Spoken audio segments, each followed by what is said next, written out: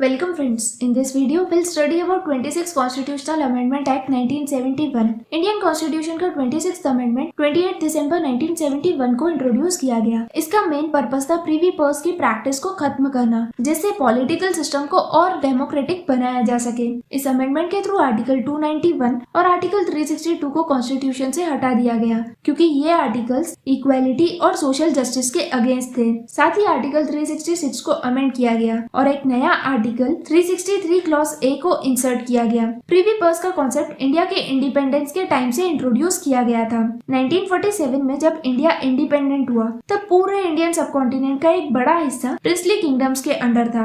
Britishers ने Indian independence act 1947 पास किया, जिससे इन प्रिंसली स्टेट्स को ब्रिटिशर्स के डायरेक्ट कंट्रोल से इंडिपेंडेंस मिल गई। उस वक्त इन प्रिंसली स्टेट्स के रूलर्स को यह ऑप्शन दिया गया कि वो डिसाइड कर सके कि वो इंडिया में इंक्लूड होना चाहते हैं या फिर पाकिस्तान में। इंडिया को स्टेबल बनाए रखने के लिए सरदार वल्लभ भाई पटेल ने इन प्रिंसली स्टेट्स को कन्विंस किया कि वो इंस्ट्रूमेंट ऑफ एक्सेशन पर साइन करें। इस अमेंडमेंट के बाद ये प्रिंसली स्टेट्स इंडिया का पार्ट बन गए। इसके बदले इन प्रिंसली रूलर्स को हर साल एक फिक्स्ड अमाउंट यानी फाइनेंशियल हेल्प दी गई। इसी को प्रीवी पर्स कहा जाता है। ये पैसा उन राजा महाराजाओं को दिया जाता था जो अपनी प्रिंसली स्टेट्स को इंडिया में मिला चुके थे। प्रीवी पर्स का कॉन्सेप्ट इगैलिटेरियन सोसाइटी के आइडिया से बिल्कुल भी कंपैटिबल नहीं था। गवर्नमेंट को लगता था कि प्रीवी पर्स का पेमेंट पब्लिक एक्सचेकर पर एक अनजस्टिफाइड बर्डन है और ये सोशल और इकोनॉमिक प्रोग्रेस के लिए एक रुकावट है। इसीलिए 1971 में इंदिरा गांधी गवर्नमेंट ने 26 कॉन्स्टिट्यूशनल अमेंडमेंट पास किया, जिसमें प्रीवी पर्सेस को खत्म किया गया।